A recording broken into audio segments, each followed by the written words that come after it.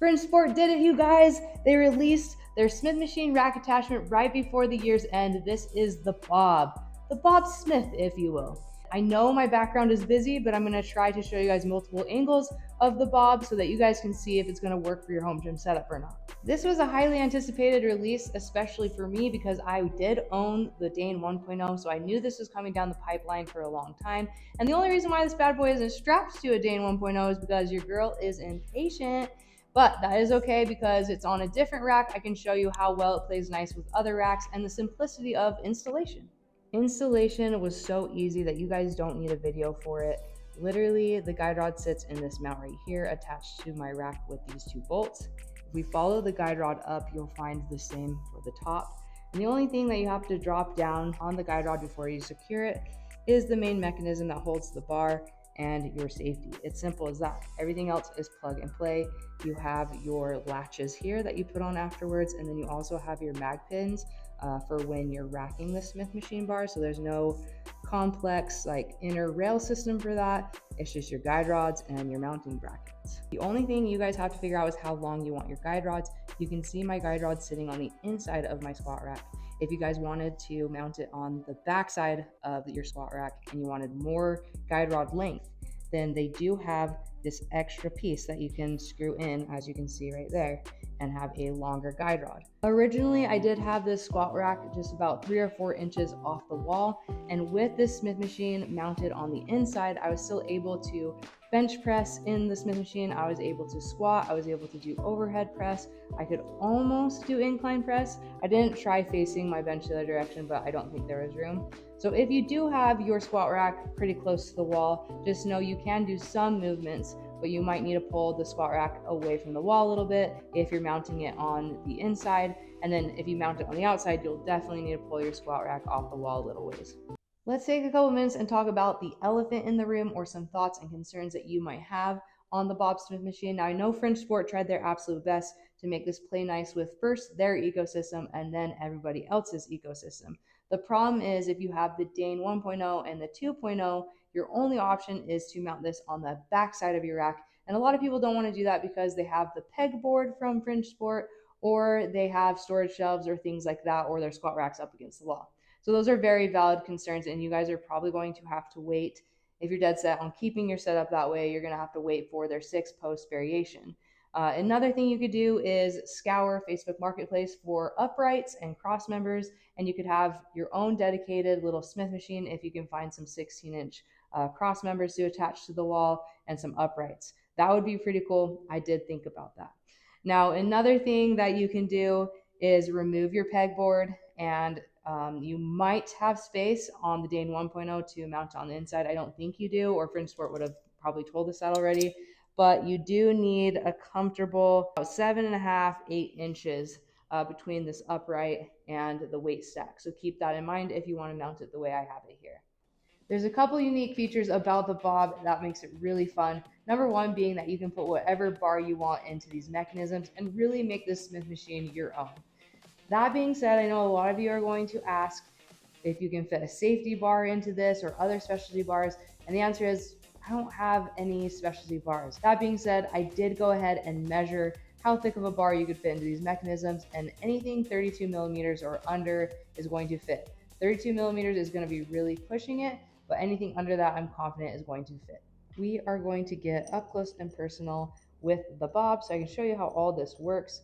So the only annoyance so far that I have with the Bob is I wish this was a little longer, because this is where you put your barbells in and out.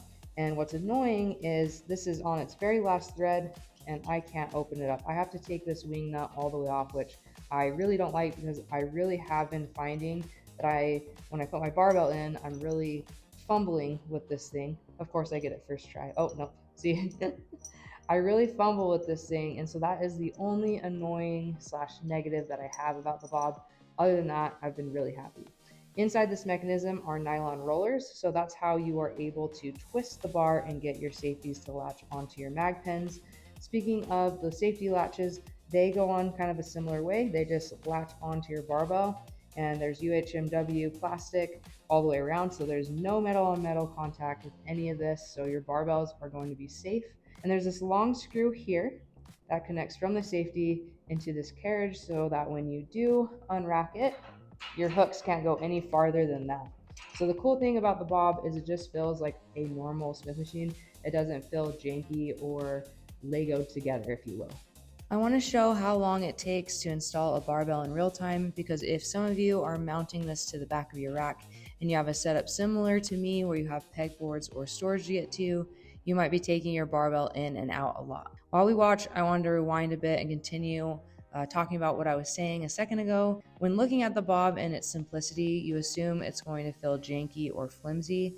To me, this feels as close to a commercial Smith machine as you can get, while making it attached to any 3x3 rack and have a slim design like this. Don't get me wrong, the Smith machine does have a little side-to-side play. If I had to put a measurement on it, I'd say maybe 1/2 inch to 1 inch. When in use, I really don't feel it. I'm not gonna say, oh, this gives you more freedom and makes it feel like you're doing a normal bench press. I don't know about all that, but believe me when I say I was skeptical about the Bob, and having it here the last week and a half has proved its design and its potential to be built upon.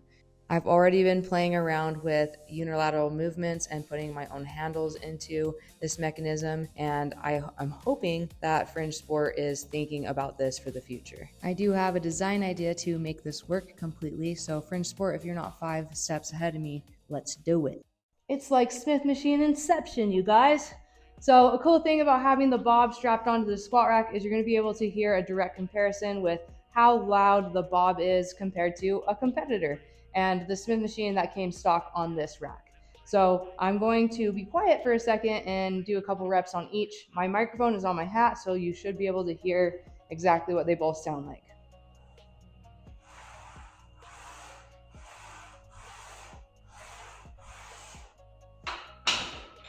Now this one.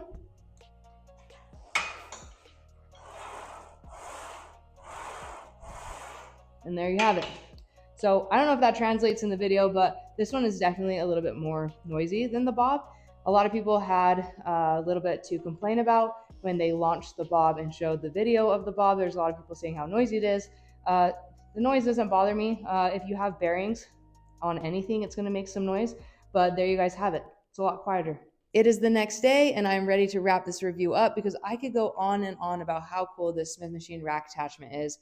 Fringe Sport really knocked it out of the park with this one. Even though it's a simplistic design, there's a lot of little design elements into it that just make it that much better. For example, there's a magnet here on the back of this collar, so when you're trying to get your barbell in and out, it stays open for you. Also, there's a roller here on the back. It doesn't actually touch your upright, but I believe it might be a safety thing. So if there's any flexion in the guide rods, if you're going super heavy, your guide rods aren't going to bend under the weight because you have that roller as a backup. Speaking of the guide rods, they are very thick gauge steel. They're heavy. I don't see these bending under pressure anyways. And then the mechanisms and everything else is a very thick gauge steel. So when looking at the price tag, it can seem maybe a little bit steep, but you can't put a price on safety. They did not cut corners here. This is not going to fail on you. If you guys haven't seen Fringe Sports video on how much weight they tested on this thing, it's actually very impressive. So if you haven't watched that, go give that a watch. Thank you guys for the support, and please like and comment. Let me know if you guys could fit this in your power rack or if you've been eyeballing this. If this video sealed the deal for you and you are looking to purchase this, please consider using my link in the description below, and Fringe Sport will take care of the rest. Thanks, guys.